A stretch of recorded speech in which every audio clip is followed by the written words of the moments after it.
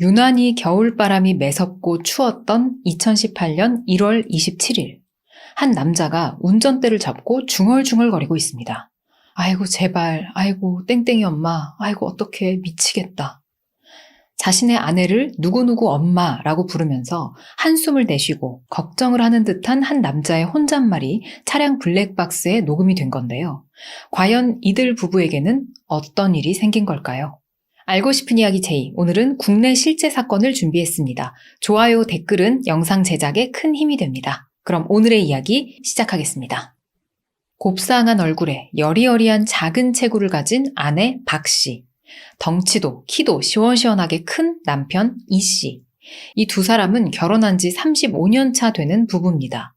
딸을 시집 보내고 두 사람은 노후의 생계를 식당으로 꾸려가고 있었는데요.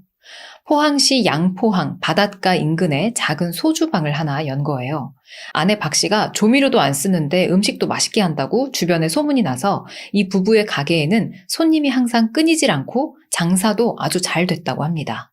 이렇게 야무지게 장사를 잘하면서 부부는 동네에 잘 적응을 했고, 특히 아내의 경우에는 자기 딸한테 여기 사람들 너무 좋아, 진짜 여기서는 좋은 기억만 가득해 라고 말할 정도로 잘 지내고 있었어요. 부부 사이도 아주 좋아 보였는데요. 인꼬 부부처럼 마트를 가도 꼭 같이 다니고 서로 도와서 가게를 잘 운영하고 있었습니다. 그렇게 비교적 평온한 일상이 이어지던 그해 겨울 2018년 1월 26일. 그날은 초저녁부터 가게에 손님이 몰렸다고 합니다. 바쁜 와중에 남편의 지인들이 손님으로 놀러 왔는데요. 남편은 그 지인들과 어울려 앉아서 술을 마시기 시작했어요. 그런데 그 술자리가 생각한 것보다 점점 길어지고 있었습니다. 가게를 이 부부 두 사람이 운영하는 거고 늘 손님이 많았다고 했잖아요. 특히 이날은 또 초저녁부터 사람이 유독 많았고, 그런데 남편이 친구들하고 어울려 앉아서 술을 마시고 있었으니까 아내 박 씨가 좀 힘에 부쳤겠죠. 그날 박 씨를 본 사람들은 그녀가 남편 손님상에 찌개도 해다 주고 막 반찬도 차려주긴 하는데 그냥 뭔가 마지못해서 하는 느낌? 약간 억지로 해주는 그런 느낌이 좀 들었다고 합니다. 그 남편 손님들 사이에서도 야 그냥 우리 다른 데 가서 마시자 하는 이야기가 나올 정도로 분위기가 살짝 냉랭해졌었다고 해요. 그렇게 남편이 자기 손님들하고 술을 마시고 있는 사이에 아내 박 씨는 가게 일을 다 보고 마무리를 합니다. 그리고 다른 손님들을 다 돌려보낸 후에 그녀도 가게 한켠에 쉴 수 있도록 마련된 방에 들어가 앉아서 한 밤 10시쯤 들어온 마지막 손님과 함께 술을 마시기 시작해요. 평소 아내 박 씨를 이모, 남편 이 씨를 이모부라고 부르면서 친하게 지냈던 여성 손님이었기 때문에 그냥 편하게 조그마한 찻상에다가 술상을 차려서 같이 마신 거죠. 이 여성 손님은 어쩐지 오늘따라 이모 기분이 평소보다 조금 다운돼 보이네 라고 생각을 했다고 합니다.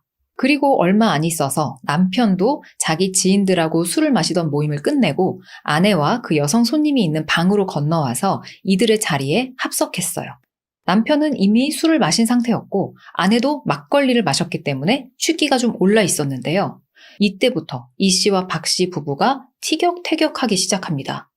사실 인꼬 부부라고 소문이 났었던 이 두 사람은 평소에도 좀 말다툼을 했었다고 해요. 그 가운데 껴있었던 여성 손님도 처음에는 또 똑같은 레파토리로 싸우시는구나 했는데 술이 들어가다 보니까 점점 분위기가 험악해지더랍니다. 심지어는 이 남편 이 씨가 아내한테 손을 대기까지 하는데요. 머리, 이마 쪽을 이렇게 퍽 밀어버렸다고 합니다. 술에 취하기도 했고 체구도 작은 박 씨는 남편 이 씨가 두꺼운 팔로 이렇게 퍽 미니까 완전히 뒤로 벌렁 넘어가 버렸어요. 그러면서 그녀가 끼고 있던 안경이 바닥으로 떨어지기까지 합니다. 이 여성 손님은 편하게 그냥 가게 이모, 즉 박 씨하고 술 한잔 하러 왔다가 상황이 이렇게 되니까 마음이 너무 불편했어요. 이모부 싸우지 마세요 하고 싸움을 말린 후에 얼른 자리를 마무리하고 일어나서 나와버립니다. 박 씨는 술에 취해 방에 앉아서 떠나는 손님을 향해 가래이 하고 인사를 할 뿐 따라 나와서 배움은 하지 않았어요. 그렇게 이 마지막 손님은 밤 11시에 가게에서 나옵니다. 그 이후에 가게로 들어간 손님은 아무도 없었어요. 다음 날 1월 27일. 이른 아침부터 남편 이 씨가 이웃들에게 아내가 없어졌다고 말하면서 이리저리 막 종종걸음으로 아내를 찾으러 다니고 있습니다. 어젯밤 술에 취해서 한숨 자고 일어났더니 아내가 없더라는 거예요. 어제 그렇게 밤 11시쯤 마지막 손님이 나가고 나서 남편 이 씨와 아내 박 씨는 같은 방 안에서 그냥 따로따로 잠자리에 들었다고 합니다. 차로 10분 거리쯤에 이들이 살고 있었던 빌라가 있긴 했는데 둘 다 술을 마셨기 때문에 운전을 할 수가 없었어요. 그렇게 가게에 딸린 방에서 자다가 남편 이 씨가 한 새벽 2시쯤에 눈을 떠봤는데 가게 뒷문이 열려 있고 아내는 어딜 갔는지 보이질 않더랍니다. TV를 보면서 아내를 기다리고 기다려도 돌아오질 않아서 오늘 아침 일찍부터 이웃들한테 그렇게 행방을 물어보고 찾아다녔던 거예요. 기온이 영하 10도 아래로 떨어지면서 바닷물까지 살짝 얼 정도로 유독 추웠던 이날. 차도 그대로 있는 걸로 보아 어딘가로 갔다면 걸어서 갔을 텐데 왜소한 체구를 가진 환갑의 여인 박 씨는 대체 어디로 사라진 걸까요? 엄마 박 씨가 사라졌다는 소식을 듣자마자 그녀의 딸과 사위 부부가 깜짝 놀라서 급하게 포항으로 달려왔습니다. 이들도 주변에 알만한 사람들한테 다 연락을 돌려봤지만 모두 모르겠다는 대답만 할 뿐이었어요. 심지어 이 박 씨가 휴대전화까지 두고 나가버렸기 때문에 연락을 해볼 방법조차 없었습니다. 그렇게 마을 어디에서도 박 씨의 흔적을 찾을 수가 없었던 그때 박 씨의 남편 이 씨가 어느 가게로 울먹이면서 뛰쳐들어왔어요. 당시 그 가게 주인은 이 씨의 모습을 똑똑히 기억하고 있었습니다. 이 씨는 양손에 작은 신발 하나씩을 들고 이렇게 들어와서 우리 아내 신발이 여기 있네 하면서 울먹거렸대요. 모두들 그 신발을 보기 위해서 몰려듭니다. 그리고는 이내 맞네 이거 박 씨 신발 맞네 하면서 안타까워했어요. 남편 이 씨는 가게에서 불과 60여 미터 떨어진 바닷가에서 아내 박 씨의 신발이 바다 쪽을 향해 가지런히 놓여 있는 걸 발견했다고 합니다. 대체 이 신발이 의미하는 건 뭘까요? 당시로서는 사라진 박 씨와 관련해서 마을에서 발견된 유일한 증거였는데요. 가장 먼저 떠올릴 수 있는 건 아무래도 극단적인 선택이겠죠. 박 씨 스스로 거기다 신발을 벗어두고 바닷물로 뛰어들었을 것이라는 추정이 가능합니다. 또 다른 가능성은 어떤 것들이 있을까요? 본인이 스스로 뛰어든 게 아니라면 누군가가 빠뜨렸을 가능성도 있겠죠? 당시에 밤만 되면 수상한 젊은이들이 그 근처에 막 어슬렁거리곤 했는데 그놈들이 박 씨가 차고 있던 귀금속 같은 거를 갈취하고 바다로 확 밀어버린 거 아니냐 이런 흉흉한 소문이 나돌기도 합니다.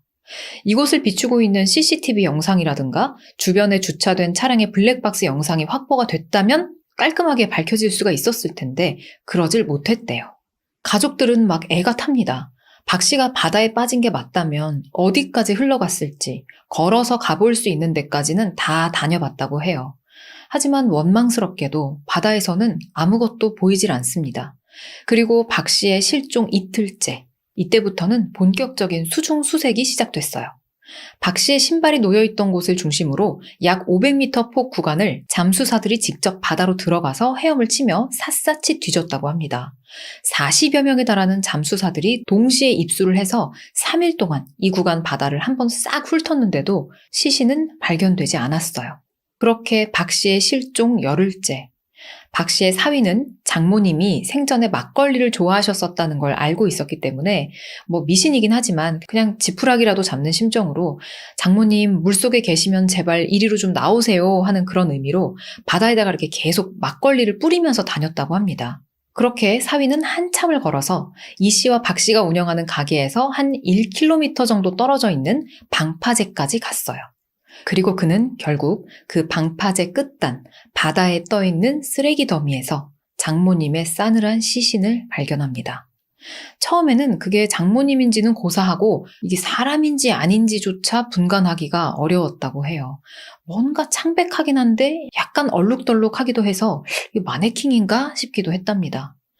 그렇게 119에 신고를 하고 구조대원들이 와서 건전해 확인해 본 결과 쓰레기와 섞여 있던 그것은 상의 일부가 벗겨진 채 피부가 드러나 있는 박 씨의 시신이었어요. 그리고 이때부터 뭔가 미심쩍은 의심들이 고개를 들기 시작합니다. 자, 오늘은 이야기 속 이야기, 액자식 구성 느낌으로 책 내용을 잠깐 소개해 드릴게요. 여기 의문의 화재 사고로 온 가족을 잃은 여자가 있습니다. 고작 21살인 소미.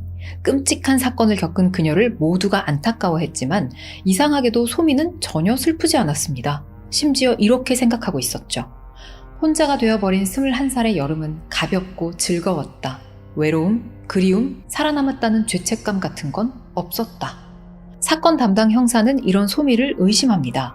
화재가 방화일 가능성이 높은데 하필 그날 소미는 술에 취해 집 근처 야산에서 잠들곤 필름이 끊겼기 때문이죠. 가족도 집도 잃고 용의자로 의심까지 받는 이 상황을 견딜 수가 없었던 소미는 결국 도망치듯 새로운 동네로 이사를 갑니다.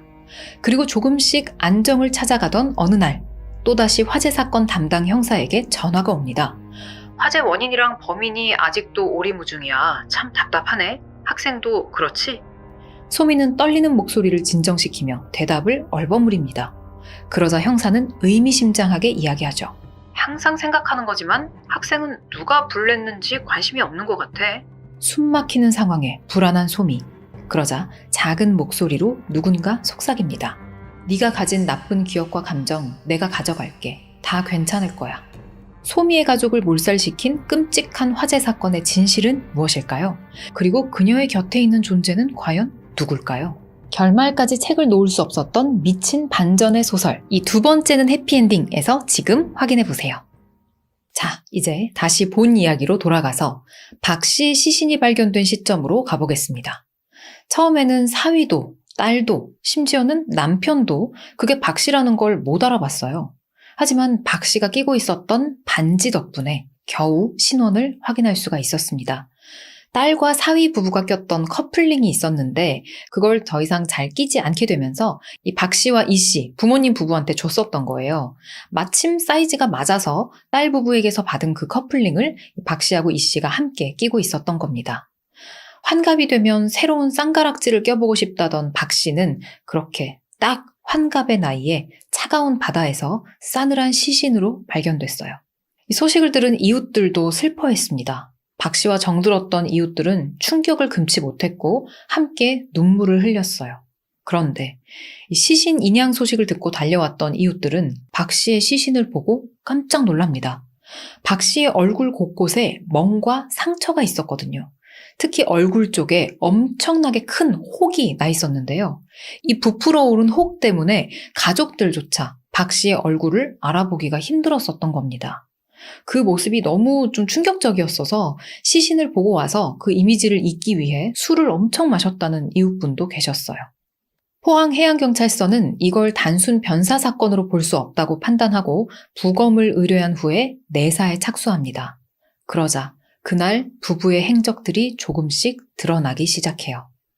기억하시죠? 부부의 가게에 밤 10시쯤 왔었던 그 마지막 손님.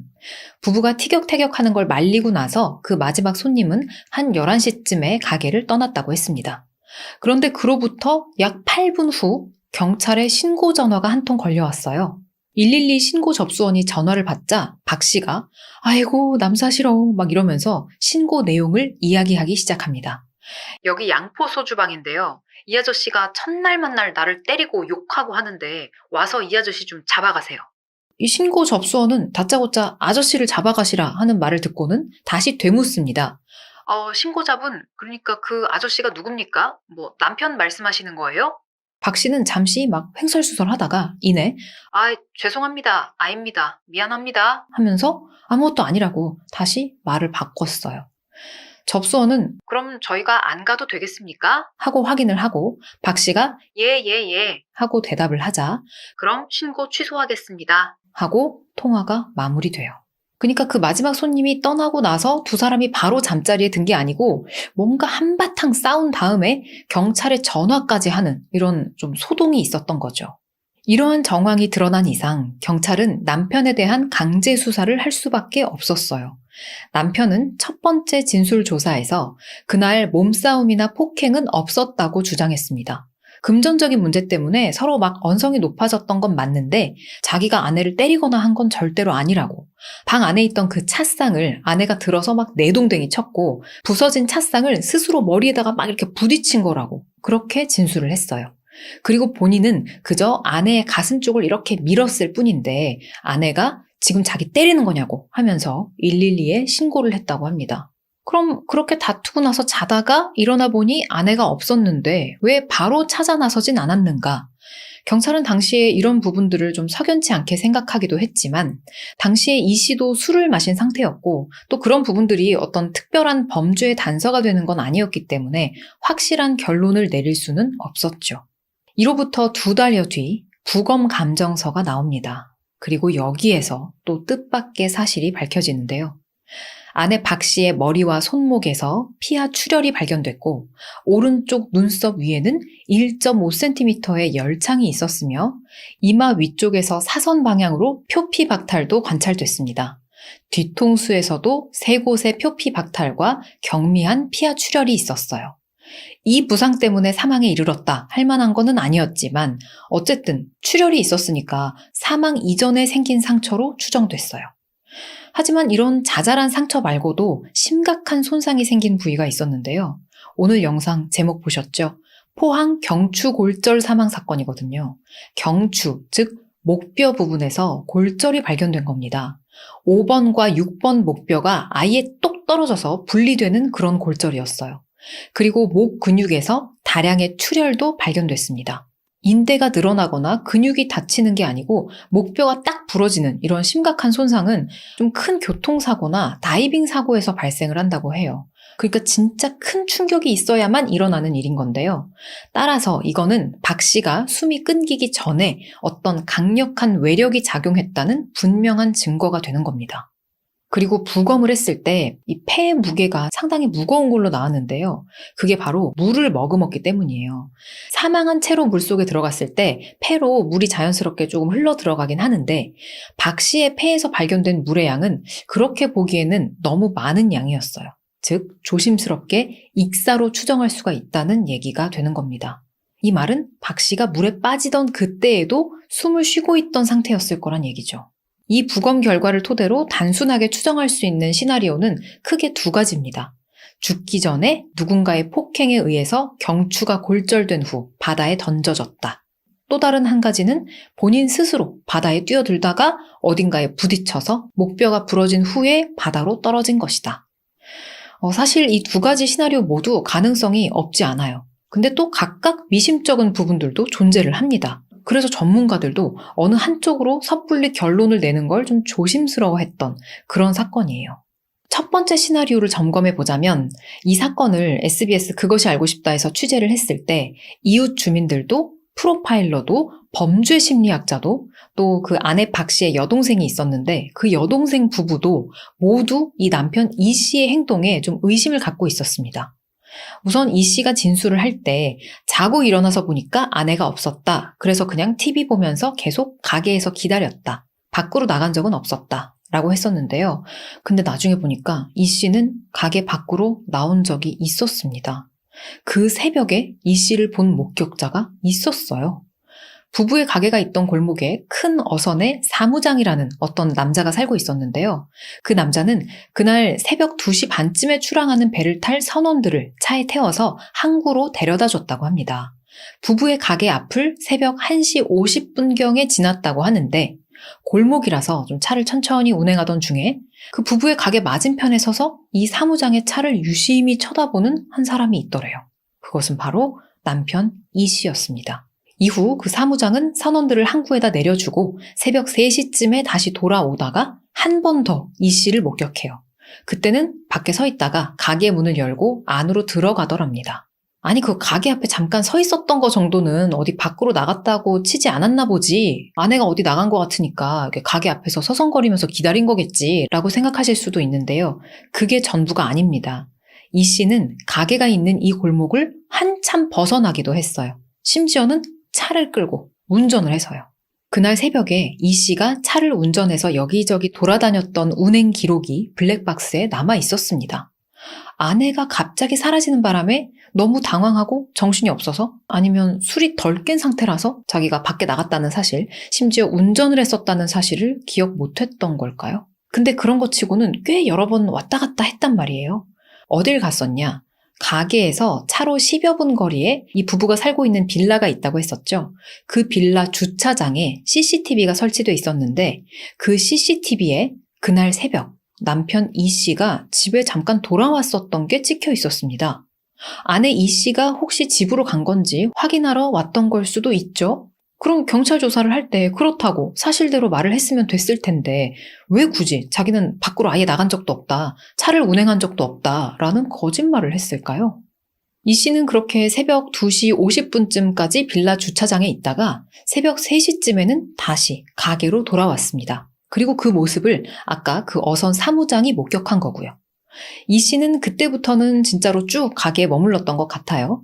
그리고 이른 아침이 돼서 또다시 집으로 향합니다. 지금 오전 시간에만 가게와 집을 무려 3번이나 왕복하는 그런 상황이에요. 그 후에는 어떻게 하냐면 다시 가게로 돌아옵니다. 이때 그의 손에 뭔가 들려있는 장면이 차량 후방 카메라에 찍혀 있습니다. 이 씨의 손에 들려 있었던 건 아내 박 씨의 안경이었는데요. 그는 그 안경을 가지고 다시 차를 몰아 읍내에 있는 안경점으로 수리를 맡기러 갑니다. 안경 다리가 부러졌다고 고쳐달라고 했대요.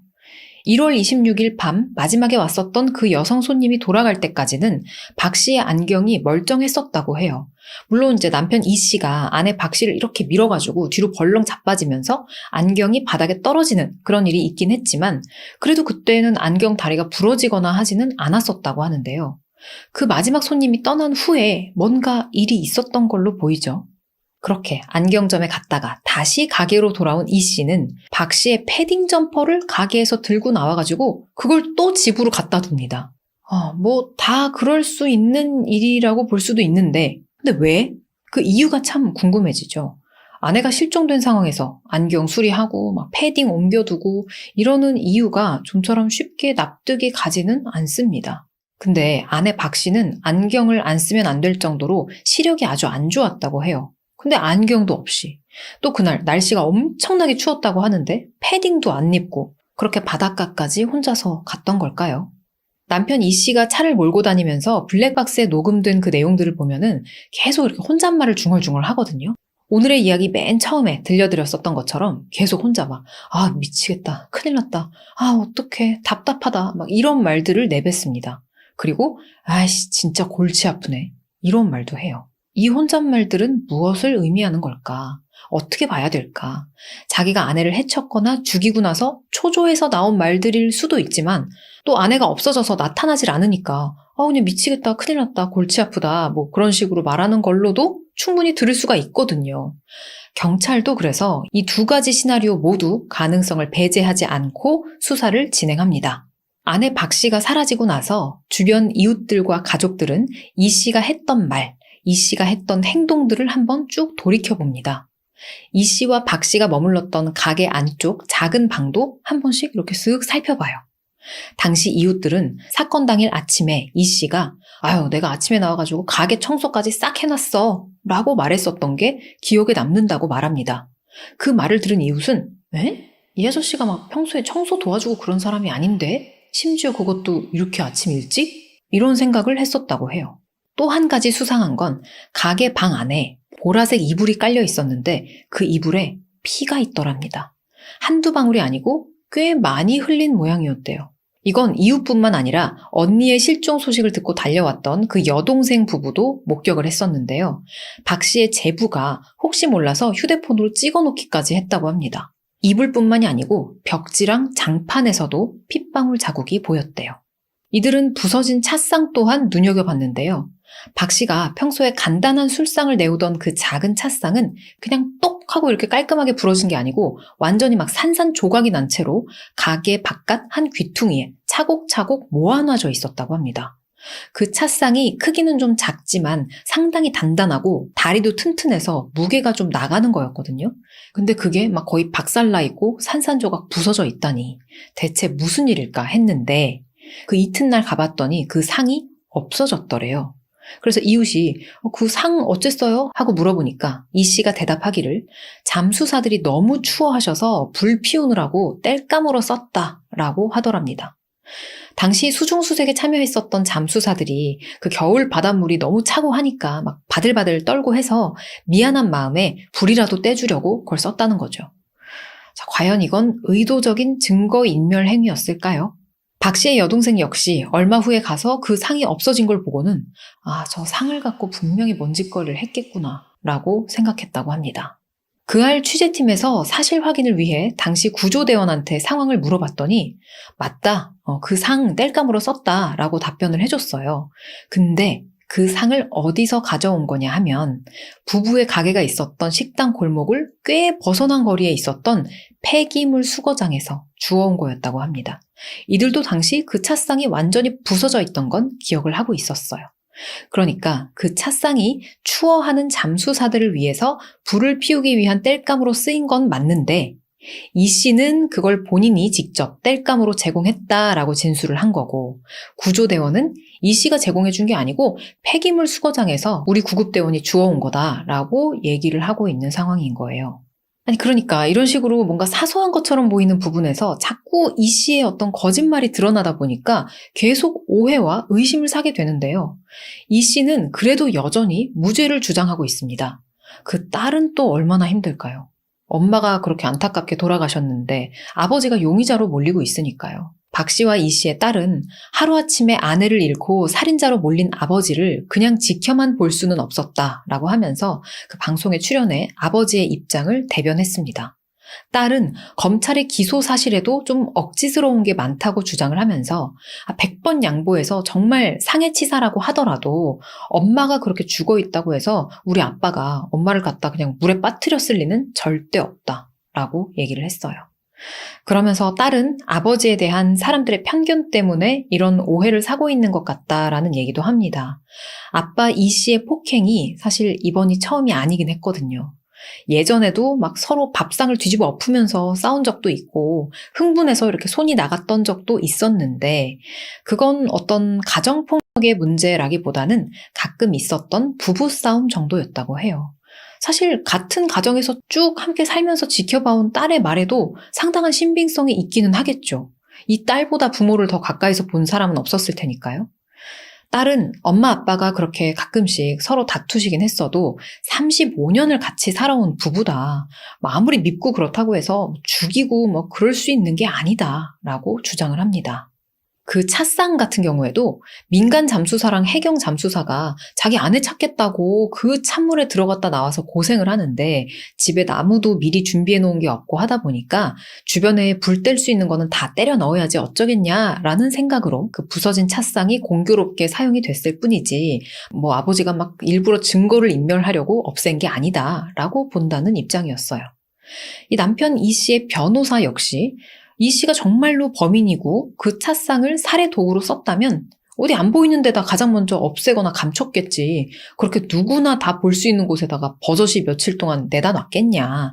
아내를 처리하고 바닷가에 신발까지 갖다 놓는 그 치밀한 범인이라면 이 허술한 모습은 어떻게 설명을 할 거냐. 동일인물 같지가 않지 않냐. 이런 논리를 펼쳤습니다.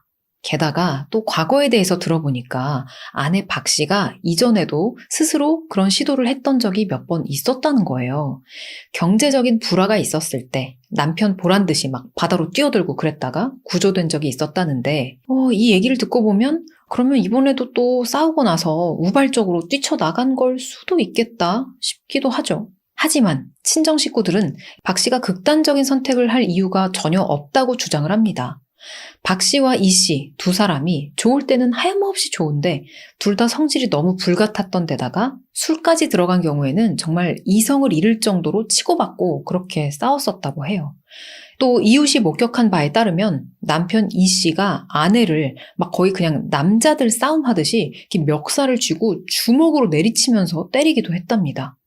이렇게 여러 가지 증언과 목격담이 오가는 가운데 경찰은 1년여간 남편을 대상으로 5번의 진술조사와 집요한 수사를 진행합니다.